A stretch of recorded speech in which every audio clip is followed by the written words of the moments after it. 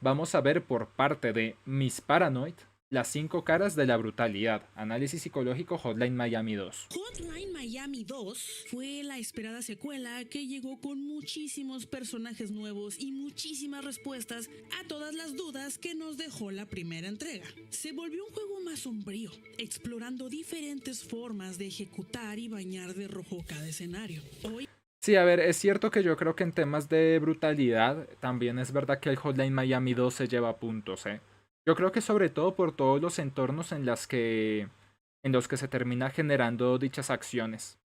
Creo que la variedad tanto de personajes como de escenarios sí termina contribuyendo bastante a que en definitiva este siento que es más gore que el primero. Hoy analizaremos desde la psicología a algunos de estos personajes, porque aunque a todos los suma Ok. la brutalidad y la violencia, cada uno tiene ¿Qué diferentes tal, Mr. Papa? motivos, historias y estilos. Pero antes de arrancar, ya se la saben, estamos analizando El rostro del personaje justo en ese momento me da todas las vibes de ser un personaje del Isaac. Ayer jugué el mapa de Hotline Miami de Payday 2. ¿Y qué tal, Delpi? personajes ficticios. Aunque usemos conceptos reales de psicología, esto no es un diagnóstico clínico real. La intención Ok, es una buena aclaración. es entender, no justificar. Si estos temas Aplica lo mismo que yo, ¿eh? Lo que yo les he dicho en muchos directos. Entiendo el por qué lo hiciste, mas sigue sin ser un motivo válido. Lo entiendo, mas no lo justifico. Me gusta, ¿eh? Ya empezó a gustarme el generan video. malestar o te sientes identificado con conductas de riesgo, por favor acude con un profesional de la salud mental. Ok, todos los fans en general, entiendo. Corey, Tony, Mark y los hermanos Davis no salieron de la nada como expertos Por eso lo asesinos. mandé. De hecho, son veteranos de la unidad The Company que combatieron Es cierto que al final todos eran veteranos, es verdad. en la Jugable. invasión soviética en Hawái en 1985. Ok, Sí, ya le subo un poco. Ya ahí le subí. estuvieron peleando en el mismo terreno que los Ghost Wolves. Ellos eran básicamente pues la segunda división. Fueron testigos del horror y de la derrota, pero nunca saborearon realmente el propósito ni la importancia que tenían los protagonistas. No tenían las mismas habilidades y se nota, porque en el 91 los encontramos sin rumbo y con vidas que para algunos podrían llamarse mediocres y aburridas. Muy aburridas. Ok. Como explica el teniente coronel Dave Grossman en su libro On Killing, el regreso a la vida civil tras haber estado habituado a la violencia extrema genera incomodidad. En el combate Es interesante porque frente a estos perfiles de personas que por su labor, trabajo y demás han tenido que participar en escenarios bastante conflictivos, es cierto que siempre está la idea de quiero volver a casa en la mayoría de los casos, pero al volver a casa incluso se siente que hay una carencia, que les hace falta algo que les sea vital, visto de una manera como bastante excesiva el hecho de que ¿qué más me puede emocionar ahora que he hecho lo máximo que sé poner en riesgo mi vida? No quiero volver a hacerlo, fue horrible, no quiero volver a participar en ello, pero a su vez siento que algo me falta, como que no tengo la misma emoción que tenía antes. Puede pasar eso o lo otro es todo lo contrario, que es el estrés postraumático, el no poder mantenerse en tranquilidad o no poder sentir ese entre comillas aburrimiento porque literalmente en cualquier momento tiene flashbacks, recuerdos o sensaciones que asocia con el tiempo en el que ha prestado servicio. hay una intensidad, una camaradería y un propósito que la vida civil no tiene. Al volver a la rutina en un mundo donde no hay combates de este tipo, el soldado cae en un vacío porque está en un mundo que ya no requiere sus habilidades letales. Los Sí, a ver, claro, ahí suelen ser como esos 3 casos, ¿no? Generalizando demasiado también. Gracias por esos 10 bits. Ror-as-acaba de donar 10 bits. Me pasa cuando estoy desocupado. No llego a saber qué hacer porque me empieza a perturbar la idea de no tener algo que hacer. Sí, esos bloqueos son más habituales de lo que te imaginas, Ror. Suelen pasar tres casos, que es la persona que sabe sobrellevarlo, ya por decirlo de alguna manera cumplió con su trabajo, los que tienen ese estrés postraumático de ni siquiera en la vida civil poder conservar ahora su tranquilidad, y los que por el contrario sienten que les han quitado algo al ya no estar prestando servicio, y que las habilidades y para lo que se han esforzado o para lo que se han acoplado es algo que ahora mismo el mundo, su vida actual y su entorno ya no necesita. Fans están aburridos de ser ciudadanos normales y ese aburrimiento los empuja a buscar conexiones de manera desesperada para sentirse vivos, incluso si esas conexiones están manchadas de sangre. En este estado de falta de propósito, Sí, a ver, esto ya es un caso más heavy, ¿no? Matías Evidentemente. 1548 acaba de canjear a Y hidratarse. a hidratarse, tengo juguito justamente aquí. Gracias, Matías. ¿Qué tal? Matías ¿Cómo estás? 1548 acaba de canjear estirarse. Oh, estirarse. Ay, venga. donde Gracias. encuentran a Jacket. Al ver las hazañas de Jacket en las noticias, les hizo sentir una conexión hacia sus acciones que se convirtieron Ok, básicamente fue la última piedra que necesitaban. Literalmente les incentivó lo suficiente para que si él lo hizo, hagámoslo nosotros. rápidamente en una idolatría. Se Lo bien, hicieron Matías, sus ¿tú qué fans. tal? Ven en Jacket un estilo de vida, un ídolo que les devuelve la identidad que la sociedad civil supuestamente les quitó. Ellos no reciben tal cual las llamadas de los 50 bendiciones. De hecho, como nunca reciben ninguna llamada, empiezan a buscar estas oportunidades al grado de empezar a aceptar trabajillos que nada tienen que ver con esa organización y sus Sí, básicamente es lo que surja o lo que se dé, con tal de que volvamos a sentir esa emoción que sentíamos en nuestros días de servicio. propósitos, demostrando que pues realmente no entienden el punto real de las cosas, sino que solo les importa la fachada y la experiencia de No te preocupes, Matías, tú tranquilo. Espero que salga bien la visita. sentir nuevamente correr la sangre ajena. Aquí es donde entra la teoría de la categorización del yo de John Turner. Esta teoría explica un proceso llamado despersonalización que no debemos confundir con la despersonalización de algún trastorno disociativo. Más bien significa que pierden su identidad individual, o sea, el yo civil y el yo aburrido, y esta identidad pasa a un segundo plano para dejar que la identidad del grupo, o sea, el nosotros, tome el control. Se podría decir hasta cierto punto que esto es el super yo.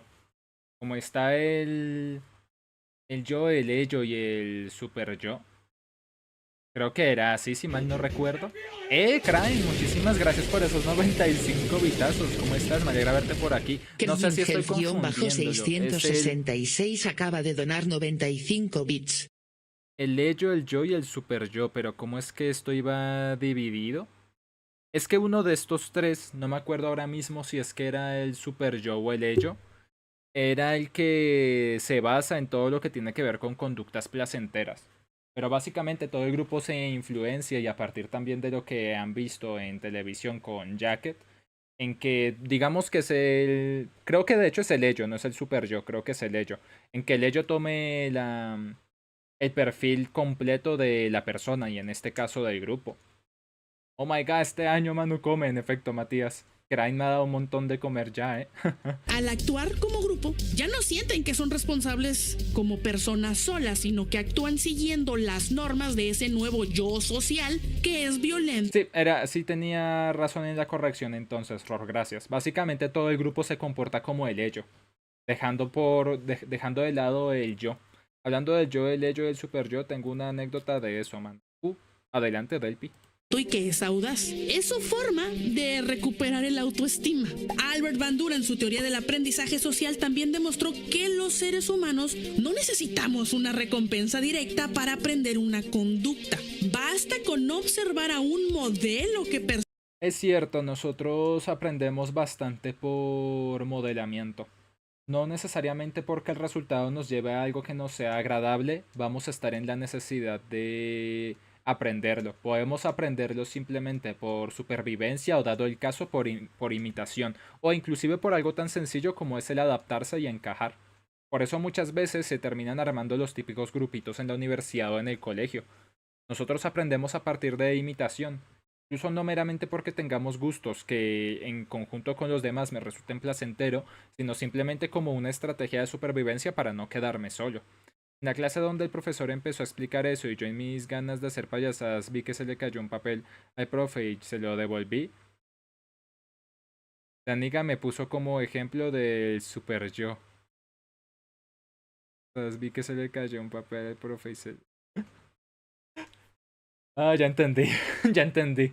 Es un buen ejemplo de super yo, del Sí, esto es de las primeritas cosas que te explican en, por lo menos en psicología en la carrera, si mal no recuerdo. Percibimos como exitoso o poderoso. Entonces acá Jacket es el modelo de éxito para los fans, porque psicológicamente creen que al limitar el comportamiento externo absorberán el estatus del original. Claro que pues esta atención les llega en migajas y en algunas escenas del juego hasta dan pena ajena. Otra perspectiva interesante la Sí, básicamente se nota que están desesperados por mantener una fachada en la que de todas formas no terminan de poder encajar. Porque no tienen los mismos incentivos o las mismas razones por las que lo hacía Jacket. Esto suena aún más a necesitamos buscar hacer algo para no aburrirnos. menciona Ari Kruglansky, que nos habla de la búsqueda de significancia. Es esa necesidad de algunos individuos de dejar de ser un nadie para volver a ser un alguien. Los fans pasaron... Claro, ahora mismo son nadie, diciéndolo en palabras muy literales, porque perdieron su rol como fuerza armada, como agentes, por decirlo entre comillas, de la justicia, como profesionales en algo en lo que habían entrenado buena parte de sus vidas. Y con tal de ahora ser alguien otra vez, pues están retomando estas actitudes, incluso si es de la peor manera le regaló posible. unas suscripciones a la comunidad. Muchísimas gracias por ese regalo de membresía, Crane, te lo agradezco un montón. ¿Quién la consiguió? Matías, que justamente está por aquí, se la ganó. Muchísimas gracias, Crane. Hola, Nalgona, ¿qué tal, NX? ¿Cómo estás?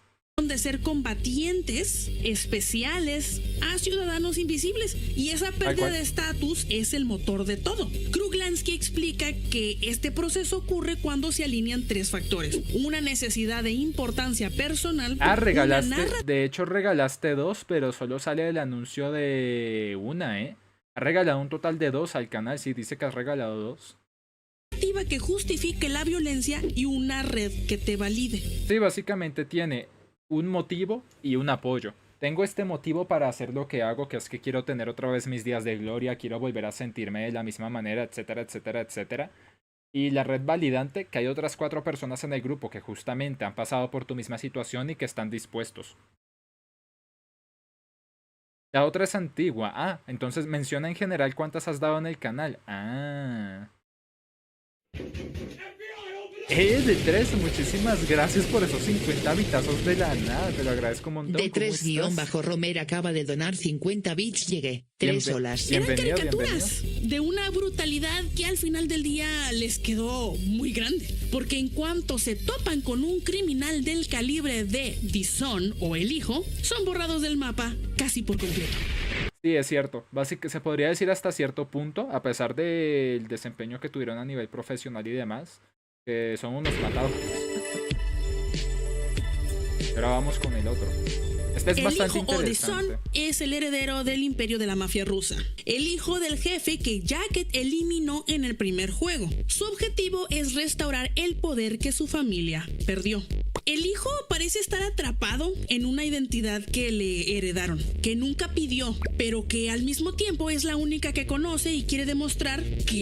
Claro, no soy yo, pero es lo único que me han enseñado. Y sí es cierto, los acaba estando drogado. Es digno de ella. Según Kathy Spence Witham, las personas que crecen en ambientes de violencia extrema y que son testigos del abuso o la muerte de sus figuras de autoridad tienen una probabilidad altísima de replicar esos mismos patrones. Sí, es cierto.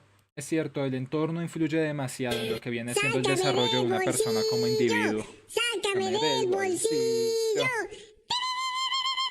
No es necesariamente venganza, sino que también es la única forma que conocen de existir en el mundo. El hijo tiene daddy issues bien fuertes. Sí. Que por cierto, la gente se la pasa bromeando mucho con este término, pero nunca realmente explicamos qué es ni de dónde viene.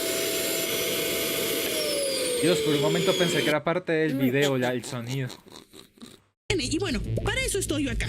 Hablando más formalmente, esto en realidad se refiere a un espectro de conflictos relacionados a cómo nos vinculamos con nuestro papá o nuestra mamá. O sea, Sí, es que básicamente da a entender o tiene que ver con el vínculo madre-hijo o padre-hijo.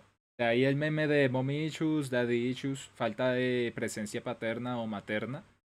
Y si bien es cierto que se presta a muchos memes, también es más que evidente que dependiendo de cómo se dé esta falta de presencia de uno de los progenitores, afecta de una u otra manera el desarrollo y la crianza de un pequeño. No sabría decir ahora mismo específicamente cómo, la figura específicamente del padre en que afecta y la de la madre en que afecta, pero sí suele haber patrones, en realidad, porque sigue siendo un aspecto muy fundamental como para que no lleguen a afectar en cosas un tanto similares, aunque como ya digo, también depende mucho en que bajo qué contexto y bajo qué circunstancias se ha dado la ausencia de esta figura. Creo que deberías agregar otro tipo de alertas para donaciones más grandes. Tendría que mirarlo, Sof, es verdad. los momillos. No hay una sola forma de tener una relación rota con tus padres. Sí, sí, literal, confirmo, sí afecta. Es que de una manera u otra lo hace, Sof, sí.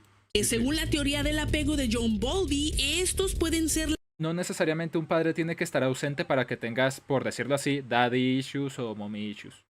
La ausencia total, que genera un vacío de seguridad, la negligencia, que obliga al hijo a buscar aprobación constante en lugares equivocados, y el maltrato, ya sea físico o emocional, que genera una desconfianza profunda y altera el sentido de protección básico. De hecho, hay una escena donde le dice a su mano derecha, The Henchman, que su novia algún día lo va a dejar, porque ella es demasiado buena para él. Me da la impresión que aquí está proyectando en su compa el cómo se predispone él mismo al abandono para evitar. Sí, literal, tiene todo el sentido del mundo. A ver, si hay algo por lo menos que yo sí he visto, y no es por la generalización ni nada, sino que sí he visto que es un factor que puede llegar a influir, y es el hecho de que muchas veces, y creo que sobre todo yo, aunque obviamente pasa también en hombres, me da la impresión de que suele pasar un poco más en chicas. Y creo que es específicamente además con la ausencia del padre, aunque no sé si con la madre también puede afectar tan concretamente eso. Pero es que conozco muchos casos de vínculos afectivos o relaciones donde la chica ya se predispone o fuerza la ruptura cuando está en una relación amorosa por el hecho de o no quiero que me duela si sucede sin yo saberlo o ya estoy tan acostumbrada a que tengo la idea del abandono tan interiorizada que yo misma lo efectúo para que no me abandonen a mí. Ya sea eso o considerar que frente a cualquier fallo que cometa, la otra persona la va a dejar. No digo, como ya mencioné, que pase solamente en el sexo opuesto o demás, pero por lo menos sí he visto que es un factor que más de una vez, si se dan cuenta, se repite. Porque de la misma manera en la que suceden cosas muy puntuales, también hay una que otra, que al igual que cuando uno, por ejemplo, habla de depresión, algún trastorno, etcétera, pues al final sí hay factores que se comparten. Y yo creo que tal vez esa idea interiorizada de me van a abandonar o prefiero alejarme antes a que se alejen de mí, creo que sí es uno de esos factores que se repite. No siempre, pero evidentemente es habitual que pase. Te ves divina, por cierto, que estás reaccionando. No, gracias, empanada. Estamos reaccionando a las 5 caras de la brutalidad, análisis psicológico de Hotline Miami 2. Evitar la decepción. O sea, probablemente un apego evitativo. Él asume que los vínculos... Ese es el nombre, de hecho. No hay mejor manera de decirlo. Es apego evitativo. Sí, es apego evitativo. Muchas veces se suelen dar relaciones que son dos personas con diferentes tipos de apego. Y al tener esos diferentes tipos de apego chocan demasiado. Estaba el apego evitativo y el otro era... se me fue el nombre. Porque muchas veces se da la relación en la que una persona tiene el apego evitativo y la otra maneja el otro tipo de apego que es todo lo contrario. La que necesita resolver los problemas apenas empiezan, de que necesita verificación, muestras de afecto constante, ese era el otro. Sí, hay 3 tipos, pero es que hay muchas veces en las que se da el apego entre el evitativo y otro en concreto. Porque es que además suelen... De la misma manera en la que esas personas se suelen complementar muy bien, también cuando las situaciones se van de mala manera, chocan muy fuerte. Porque el que tiene apego, creo que era ansioso, apego ansioso creo que se llamaba, aunque no sé si era la palabra ansioso.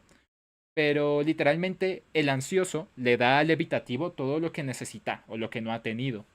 Atención, apoyo constante, presencia, no me acuerdo si eran tres o cuatro, pero sí, o sea, lo que tengo presente es por lo menos este caso concreto. Y validación y demás, o sea, está muy ahí. Entonces esto permite que el evitativo, si bien no dé las muestras de afecto que suele estar, seguro evitativo, ansioso y desorganizado. Estoy hablando en este caso evitativo y ansioso. Como que el ansioso suple muy bien las dificultades del evitativo. Pero cuando llega la situación en la que el evitativo deja de suplir las necesidades del ansioso por X o Y motivo de su tipo de apego, hace que el ansioso colapse. Porque pasa todo el tiempo de haber estado presente y demás a que el evitativo se aleje, tome distancia, no termine de explicar las cosas, en el peor de los casos decida alejarse, finalizar, terminar. Pues eso es un choque bastante abrupto para el ansioso, por lo que este tipo de relación en principio suena que se complementan estos dos tipos de apego hasta que suceden situaciones o eventos, ni siquiera situaciones o eventos complicados, sino que simplemente el evitativo o el ansioso despiertan teniendo un mal día. Por eso es que todos deben trabajar en tener apego seguro. Sanos son temporales y que la gente siempre se va, probablemente porque eso fue lo que aprendió en casa. También es probable que aprendiese que su valor está condicionado a que también cumple el rol de líder despiadado. Tal vez tuvo que apagar sus necesidades reales y construir una identidad de mafioso para satisfacer las expectativas de su padre. Tendría todo el sentido del mundo, porque es que su perfil, sus acciones, sus palabras, literalmente si se dan cuenta el tipo parece un personaje. O sea, no parece una persona o alguien con personalidad, sino que parece un personaje. El típico 1548 mafioso. acaba de canjear a hidratarse. Ahora que lo dices, parece que en las relaciones tengo apego ansioso.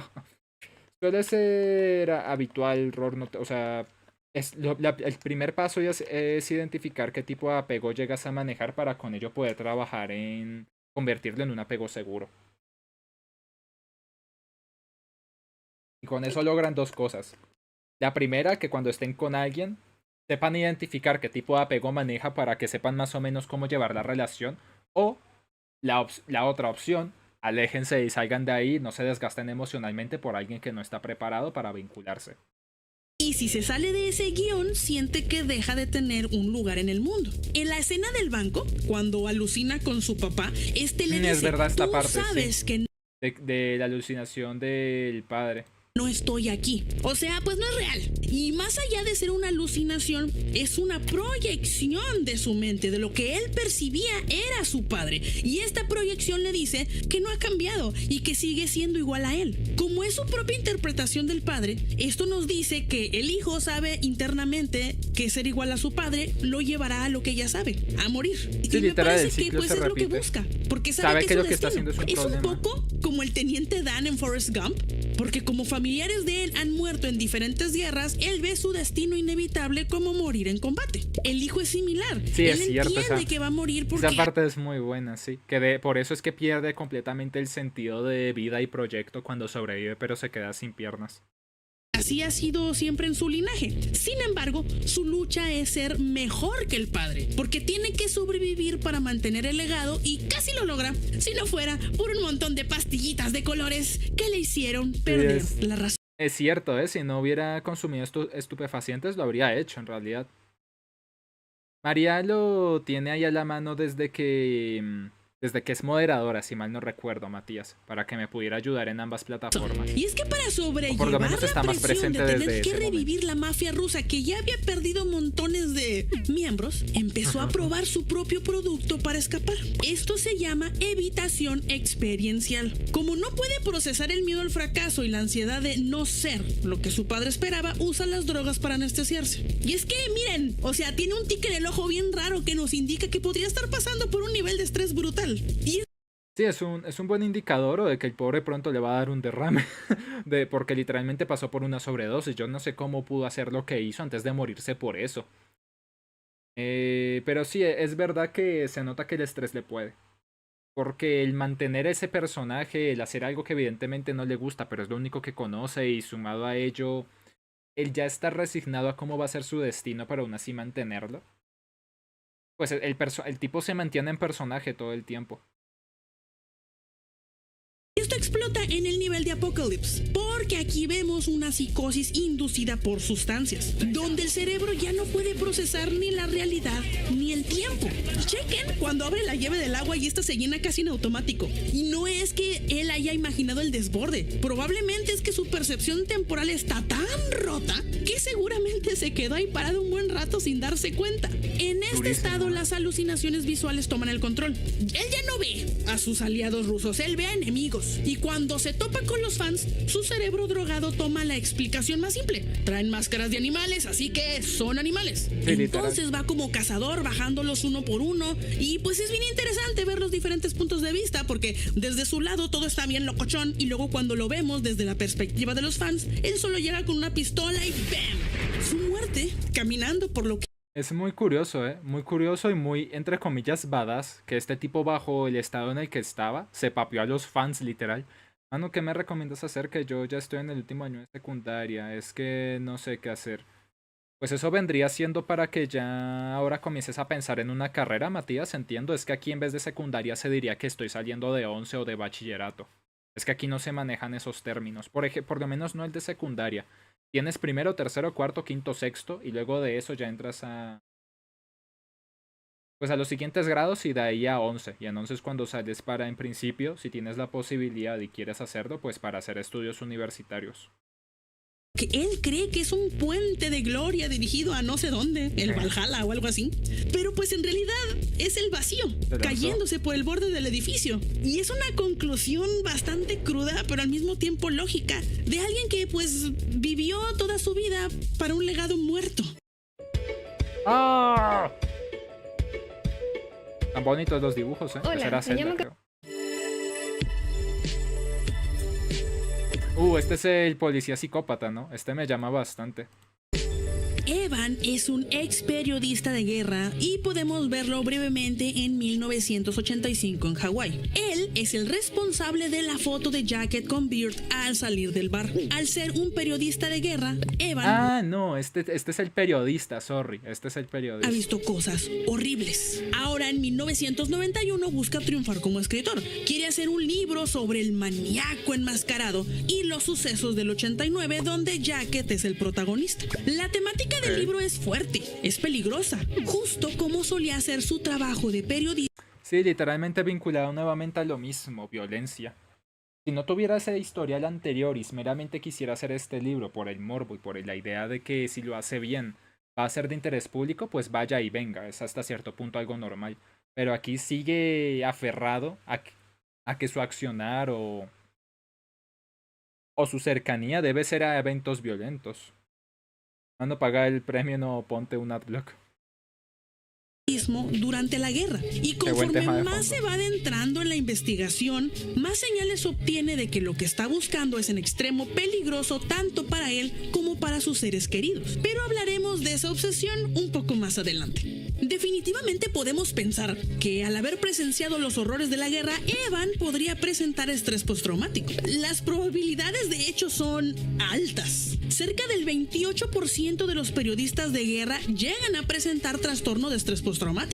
Ahí está, por decirlo de alguna manera, y lo que mencionábamos antes, no hay que generalizar, pero hay cosas que simplemente, o factores o síntomas que se mantienen. En este caso, una gran cantidad de gente, así sea diferente, bajo diferentes circunstancias, por diferente motivo, si se ha visto expuesta a la violencia de este tipo, puede llegar a desarrollar esto. Por más diferentes que sean cada uno y por diferente manera en la que lo exprese cada uno, siempre hay rasgos.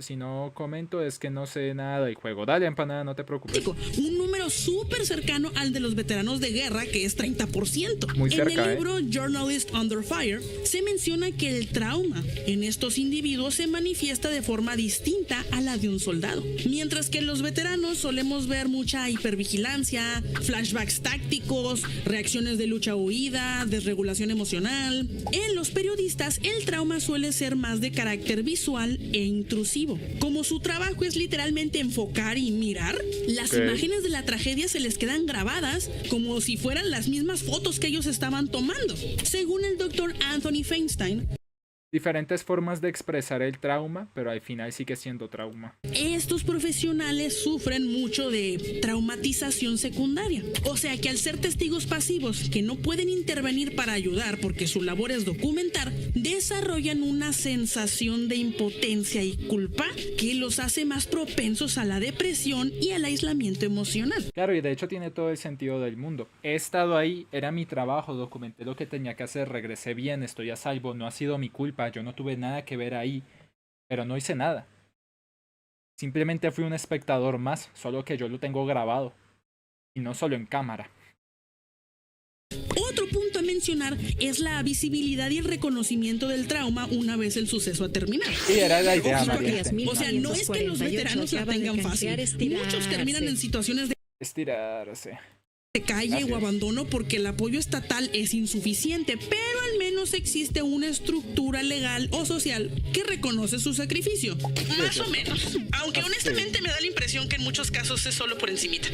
En cambio, el periodista de guerra enfrenta un reto mayor al ser frecuentemente ignorado. Al no ser veteranos de forma oficial, su trauma no se toma en cuenta de la misma manera. Y mientras que uno dio estaba dispuesto a dar la vida por tu país, el otro estaba haciendo su trabajo. A pesar del trauma, Evan intenta mantener su humanidad y se ve que su insensibilización por la guerra es un poco menor a la de otros personajes. Él no acostumbra a minimizar la vida humana. La prueba está en que al darle una madriza al guardia este de acá, intenta ejecutar una resucitación.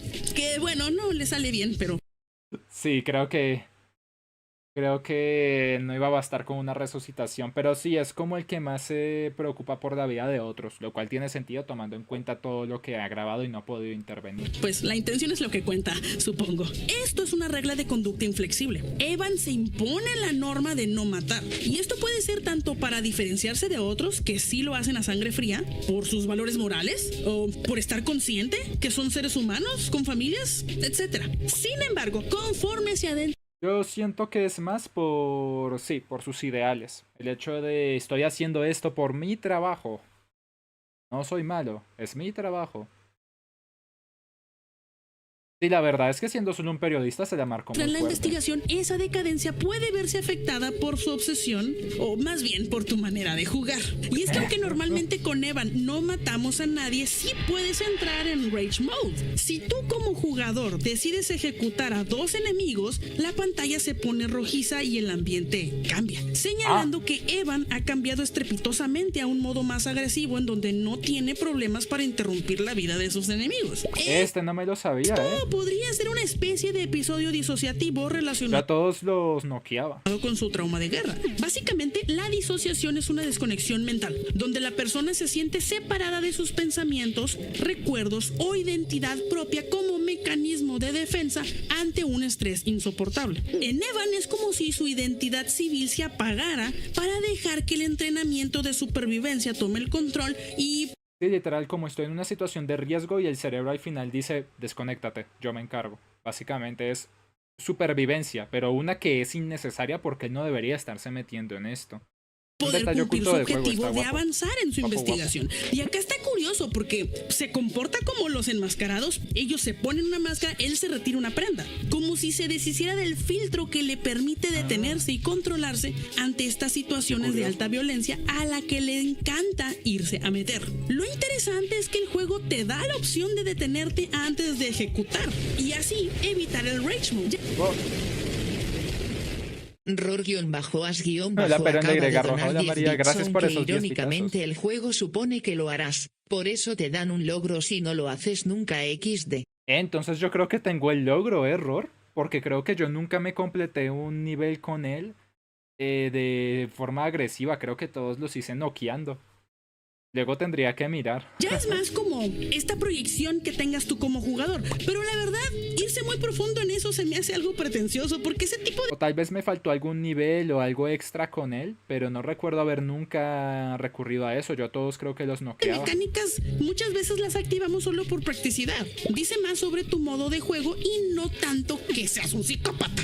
Y pues bueno, el nombre de su libro, Evan se expone demasiado a un montón de cosas. Confía en Pardo, aunque este lo mande a la boca del lobo para deshacerse de él, sin éxito. Llega hasta lo más lejos que puede y es ahí donde empieza a descuidar a su familia, a gastar recursos que no tiene y peor aún, poner en peligro a su esposa y a sus hijos mientras no tienen ni para pagar la renta. Evan Sí, básicamente un todo o nada bastante innecesario, que podría perfectamente estarse con su experiencia laboral centrándose en otra cosa, pero sí o sí necesita hacer algo relacionado a la violencia.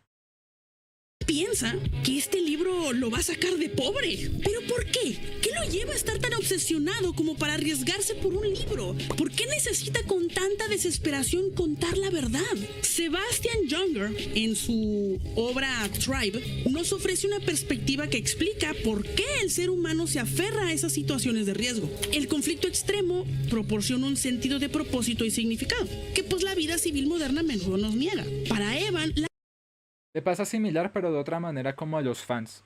Mi vida profesional me pedía algo y ahora que estoy en mi vida como civil, ya no necesito de ese algo que sé que he venido practicando por buen tiempo. ¿Ahora qué hago? Si no sé hacer otra cosa. O creo no saber hacer otra cosa. Ah, me faltó hacer de Abyss. Ah, el nivel oculto. la investigación es una verdad. forma de sentirse parte de un evento histórico y trascendental. Aunque él use la excusa económica de que el libro lo salvará de la pobreza, su verdadera motivación para mí es recuperar esa importancia personal que sintió en Hawái y en otros eventos bélicos en los que estuvo. Sí, literalmente, aquí la idea no es solo la impotencia de lo grabé y no hice nada, sino de yo lo grabé, yo estuve ahí, yo lo documenté, yo se lo estoy enseñando al resto. Es mi deber hacer este libro para que el resto sepa. Junger argumenta que bajo presión dejamos de ser individuos aislados para tener una misión clara, y Evan necesita esa misión para dejar de sentirse invisible. Junger también explica que los entornos de alta intensidad eliminan las ambigüedades de la vida cotidiana. En su casa, Evan tiene que lidiar con ser un esposo que fracasa financieramente o un padre ausente, problemas que son complejos y frustrantes, pero en su investigación todo se vuelve nítido y urgente. Las decisiones vuelven a ser de Sí, es vida o cierto, muerte. básicamente vuelve a tener una rutina normal y su vida desde lo profesional no era normal.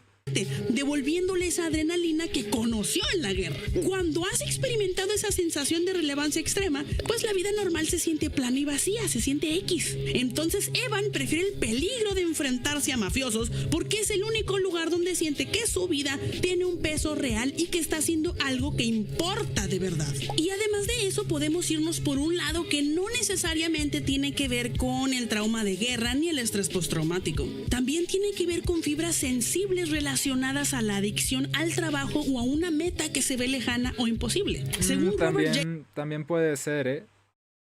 De hecho, también no lo había pensado, pero sí se ve una adicción al trabajo llegada al punto de estar dispuesto a poner en riesgo tu vida con tal de cumplir con lo que crees tienes que hacer. Valorant, existen dos formas en que una persona se vincula con sus metas y pasiones. La primera es la pasión armoniosa, que es la ideal. Aquí el individuo controla la actividad, decide cuándo hacerla y esta convive en equilibrio con su vida personal, sus amigos y su familia. Básicamente Pero la tienes, pero no es el centro de tu vida. Evan parece haber caído en la segunda, la pasión obsesiva. En este estado, la actividad es la que toma el control total sobre la persona. Su autoestima está tan ligada a este libro que siente que si no lo termina, no solo fallará como profesional, sino que su valor como ser humano se va a reducir a cero. Esta presión interna es lo que lo empuja a ignorar las señales de peligro obvias y a sacrificar todo lo demás. Esta obsesión lo arrastra a convertirse en lo que Barbara Killinger describe como un adicto respetable. Un adicto respetable es alguien que bajo la fachada de un trabajo noble y necesario entra en un trance de productividad donde la empatía simplemente Sí, desaparece. literalmente es otro tipo de adicción, pero está mejor vista o lo considerarían en algún trabajo que te sobreexplote, empleado del mes, porque wow, mira cómo trabaja, mira cómo hace sus cosas, mira lo responsable que es, mira cómo se esfuerza. ¿Cómo voy a ser yo, horror? Yo no soy. Mira lo bien que lo está haciendo para...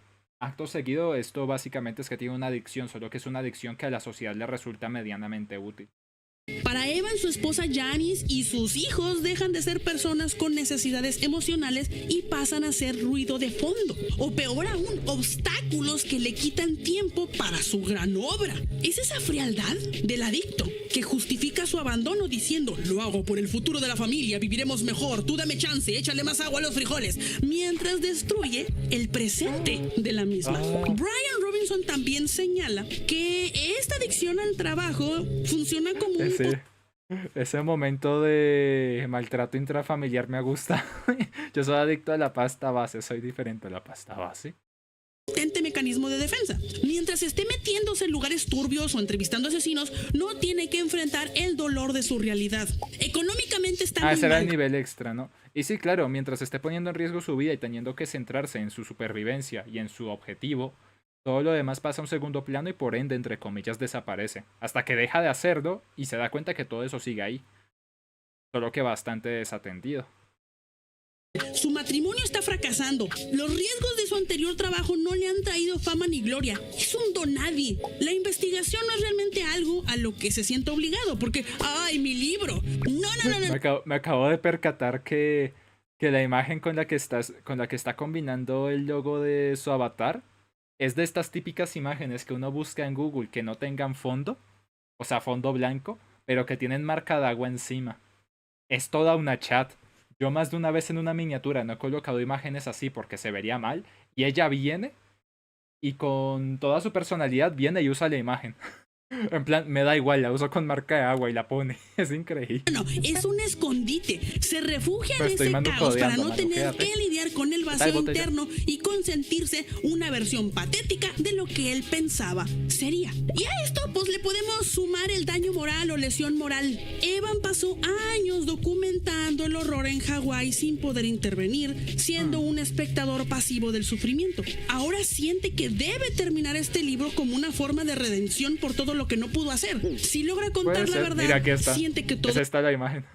ese dolor que vio y que no detuvo habrá valido de algo. Pero si O también es como una manera de compensarlo, cuando en realidad no tiene que compensar algo nada. voy a decir positivo de Evan, es que es una persona con honor que cumple su palabra. Y esto lo vemos cuando habla con Richter, quien le dice todo. Le da un material invaluable a cambio de que Evan compre un boleto de avión a Hawái para que Richter y su madre puedan reunirse. Evan pudo hacerse güey, pudo argumentar que no tiene ni para comer y aún así buscó la manera de cumplir con lo que le Es parecía cierto, a ver, habrá tenido que dar sus 2 riñones, tal vez 3, pero cumplió. justo. Actuar bajo tus valores incluso cuando el entorno es caótico. Una vez que Esos dibujos son los típicos chivis de la temporada, me encantan, están bonitos, a mí me gusta el Richter diseño. le da esta información que literalmente es una mina de oro, el juego nos da una decisión difícil. O vuelves con tu esposa, dejas todo, aceptas que tu vida es así, o sigues tu sueño y te resignas a quedarte solo. Si escogemos el libro,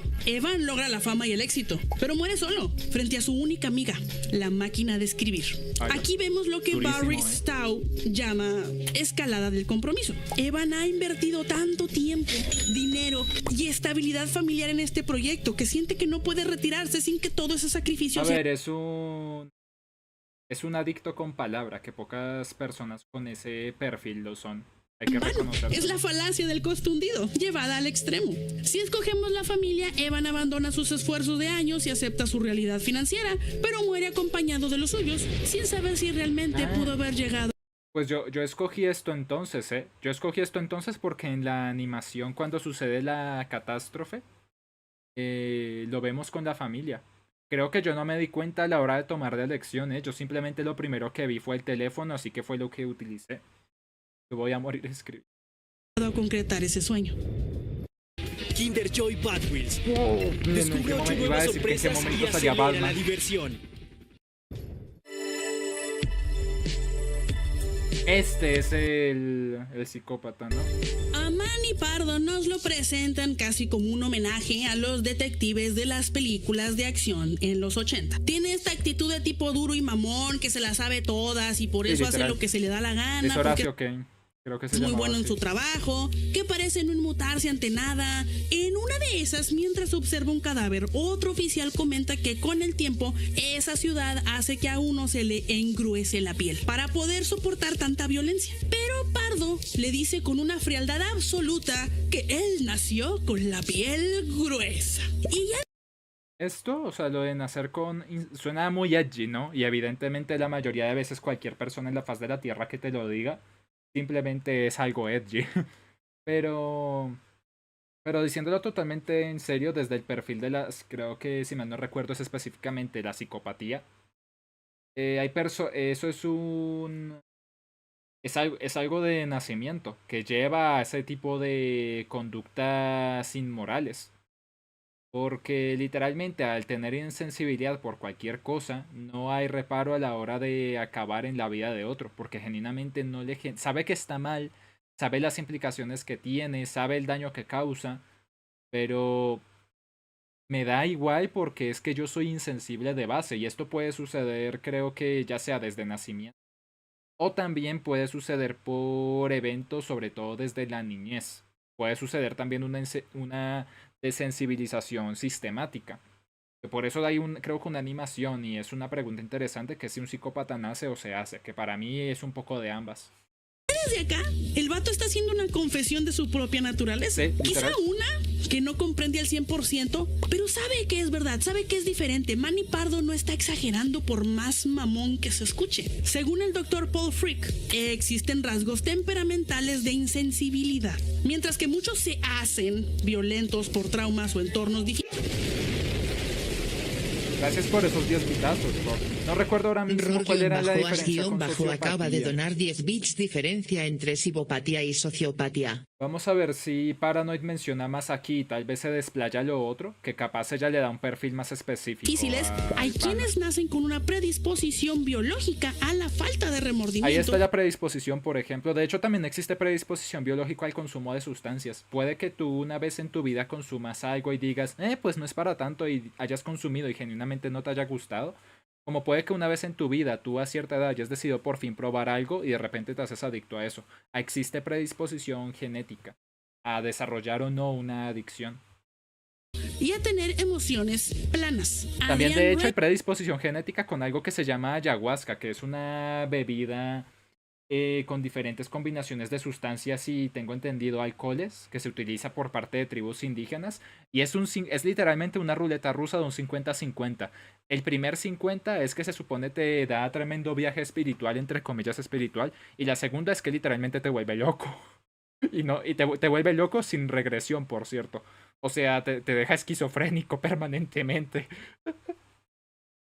Ahí plan de chill con los suscriptores, los invito a tomar ayahuasca, una cosa así.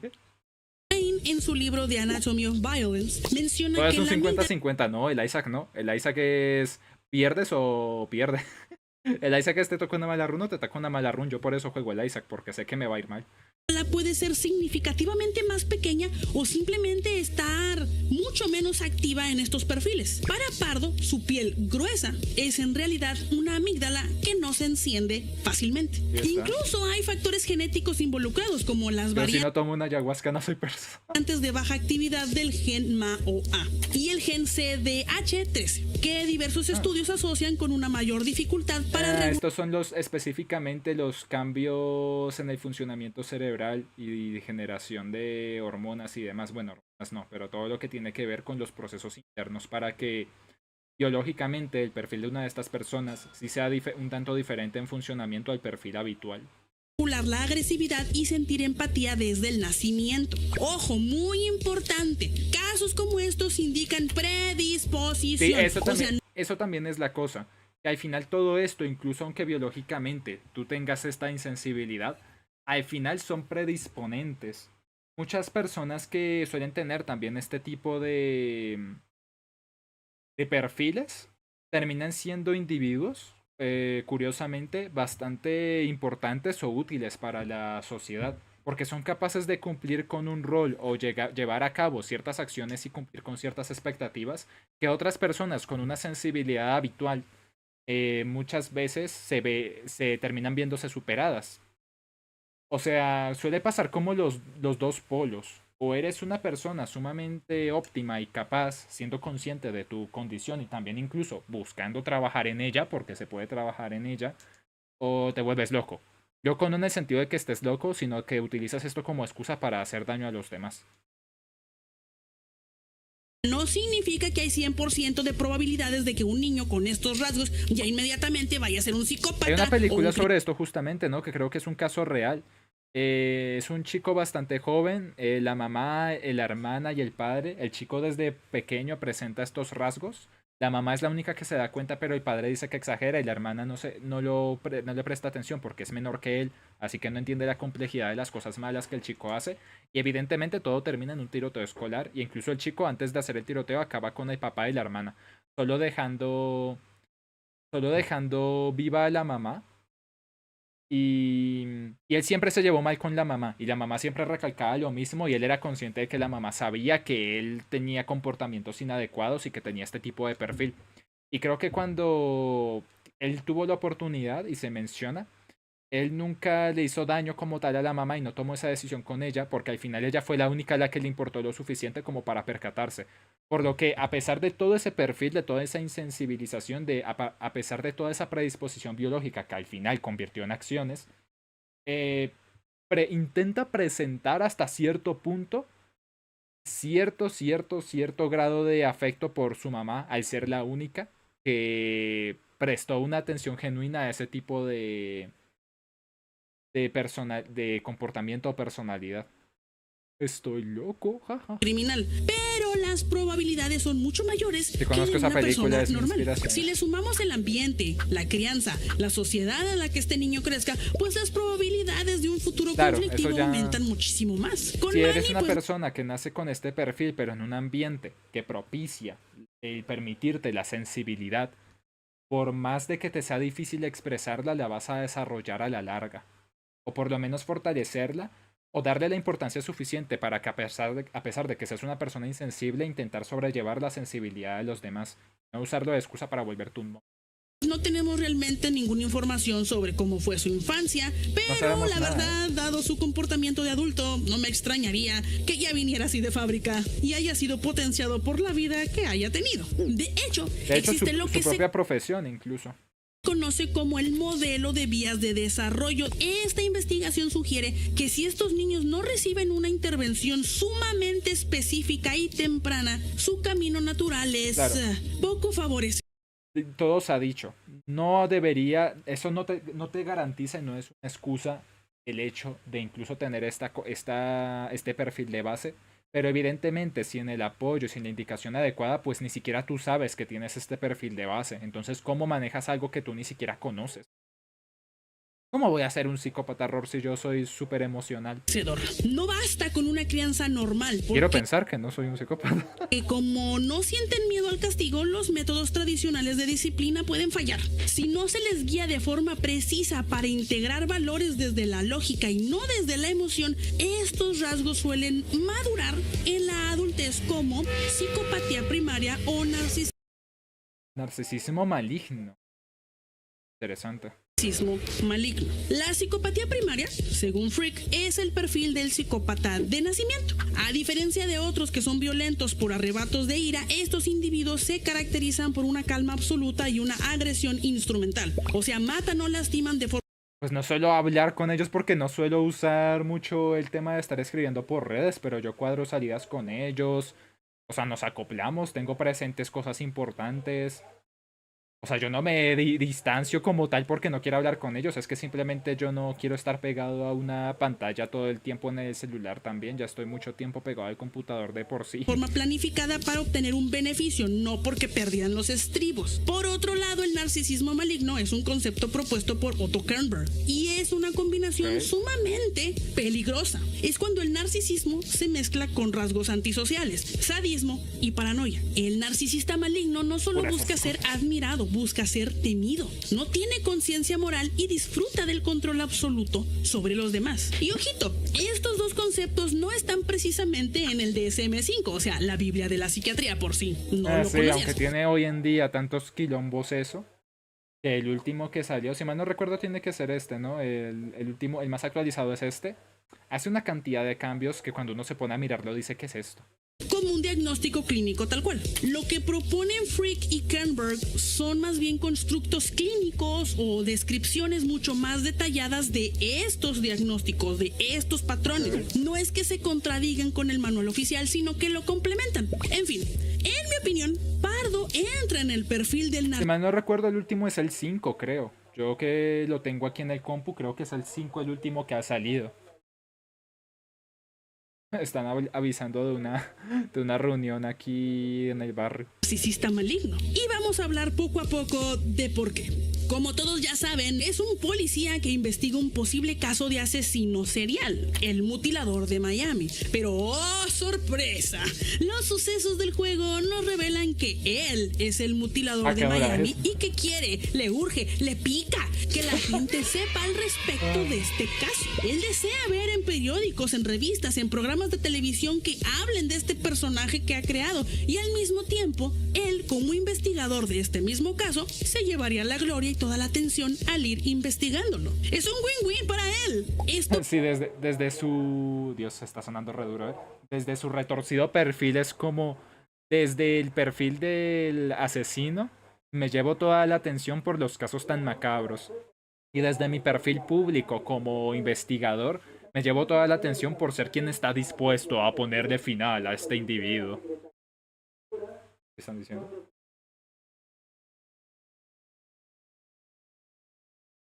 Ah. Bueno, están hablando de una cosa aquí del salón comunal porque nosotros vivimos justo al lado. claramente ya nos da la primera pista para la nos van a hipótesis que desalojar, les dije gente. anteriormente. Van a construir un estadio de fútbol. Podemos ver esta tendencia cuando interactúa con Evan, a quien solo ve como una herramienta para sus fines, y cuando ve que Evan no va a ser Claro, literal, porque es como es un periodista, puede hablar de lo que estoy haciendo, venga. lo que él quiere, o sea, escribir sobre el mutilador, lo envía a un lugar súper sospechoso para ver si ahí perece. Cuando Evan le reclama al respecto, Manny intenta minimizar la situación ofreciéndole una cerveza y diciéndole que debió escribir de algo más sofisticado. Vemos otra señal de su necesidad de validación extrema cuando se encuentra con Tony, el último de los fans con Sí, vida, es cierto, y aquí él mismo, quien me voy a llevar este tipo va a llamar mucho la atención si lo dejo vivo y le pregunten un montón de cosas, tú te vas. Dirías que se calle. Una pregunta, ¿un psicópata se puede redimir o cambiar para ser una mejor persona o no? Pues es que cuando ya llegas a ese rasgo empanada es porque ya se te denomina de esa manera porque has llegado a una mala acción. Una persona que tenga actitudes que lo predispongan, como bien menciona Miss Paranoid, si se le guía por el camino correcto, se le da la terapia adecuada y se le da la atención necesaria, a pesar de que tenga predisponentes, no tiene por qué terminar convirtiéndose en uno. Me sorprende que no estén diciendo, ah, mira, es verdad.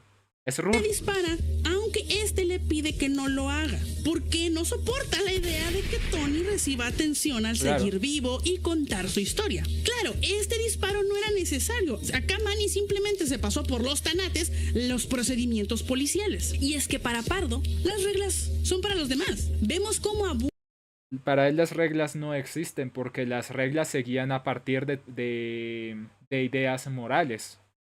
¿Qué son las reglas para alguien que no tiene moral?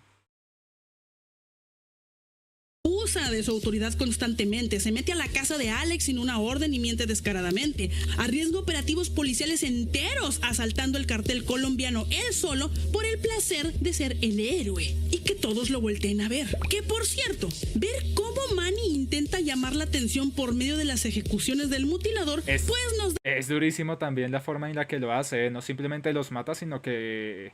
es con el mayor morbo posible. Otros dos rasgos que cumplen con lo que Otto Kernberg propuso. Por un lado, obviamente todas sus conductas son antisociales, que para quienes no sepan, antisocial no es ser tímido ni introvertido. Antisocial se refiere a la violación de los derechos de los demás y pasarse por el arco del triunfo las normas sociales. Bueno, Manny hace mucho eso, se la pasa usando su placa de policía para salirse con la suya, nada más enseña que es policía y lo dejan ir y no recibe consecuencias de nada. Claro, y a él sí le gusta. Su profesión le permite hacerlo sin consecuencias.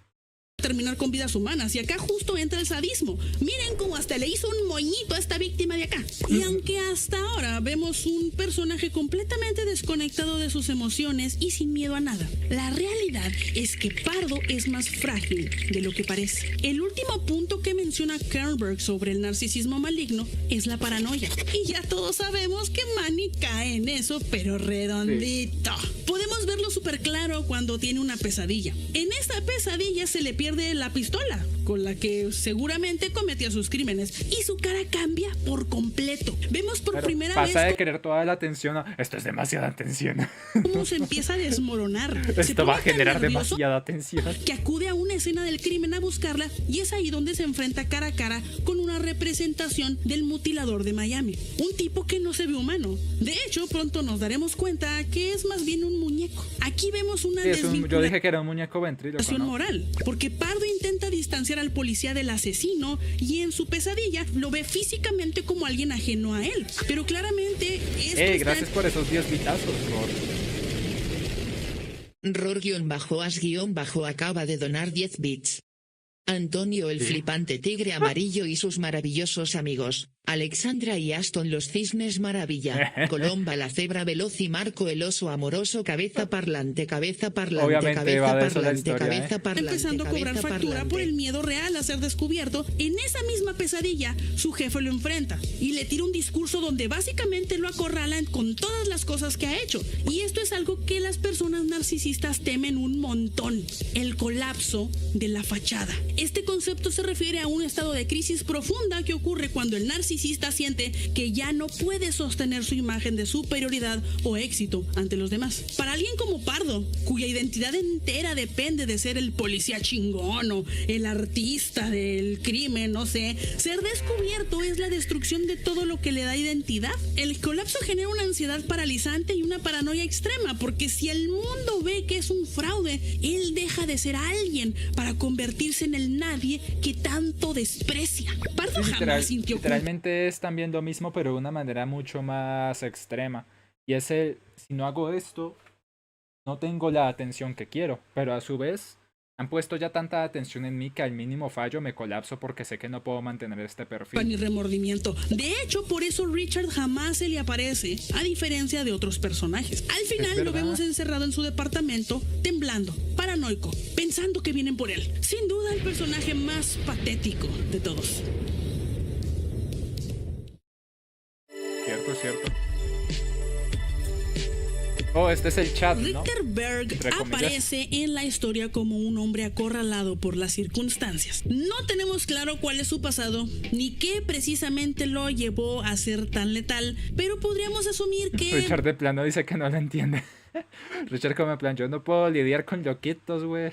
Probablemente tenía un trasfondo militar, como la mayoría en el juego. Tras ignorar las llamadas iniciales de 50 bendiciones, el incendio provocado de su automóvil le deja claro que su seguridad, y especialmente la de su madre, están en peligro crítico. Richter cede ante el miedo, porque su temor principal se centra en su madre enferma, de quien es el único cuidador. Cuando somos el principal cuidador de una persona que está pasando por una enfermedad, muchas cosas caen sobre nuestros hombros. Es algo que se apodera de gran parte de ti, de tu identidad incluso. Es muy importante hablar del síndrome del cuidador. Esta condición describe el agotamiento físico y mental de quienes dedican su vida al cuidado de un familiar con enfermedades crónicas. Sí, es Richter cierto. Es como cuando, por poner otro ejemplo, que esto también sucede, cuando una pareja se casa y demás y se habla que en la salud y en la enfermedad y este tipo de historias, suenan palabras muy bonitas hasta que de verdad toca hacerlo.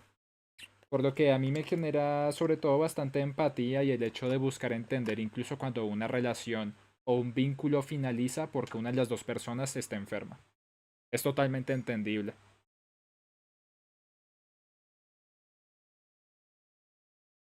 Al terminar este video revisamos, Ror. Que me va a venir que vamos a estar un rato, sí, también este otro que dura 1 hora. vive en Va a ser un un estado tema. de alerta constante, gestionando medicamentos, citas médicas, cuidados de todo tipo, baños, etcétera. De hecho, mientras carga lo con miraríamos al final porque me pongo a abrirlo y por RAM esto crashea. el peso de las misiones suicidas que le imponen. El estrés de ser el único pilar de apoyo para alguien dependiente puede generar una visión de túnel porque su prioridad absoluta es la supervivencia de su madre, lo que puede llevarlo a aceptar actos atroces Lo que para sea garantizar necesario. que ella tenga un día más de tranquilidad. La relación entre ambos muestra un afecto genuino. Es indudable que Richter ama profundamente a su madre y que su madre adora a su hijo con toda su fuerza. Pero también es un ambiente cargado de silencios. Richter opta por el secretismo para proteger la salud delicada de su mamá, ocultando la sangre y la máscara de rata tras una fachada de normalidad. ¿Y quién puede culparlo? Por otro lado, la actitud Sí, de a la ver, o sea, bajo estas circunstancias evidentemente está haciendo la acción correcta tratándose de la situación en específico en la que está la mamá.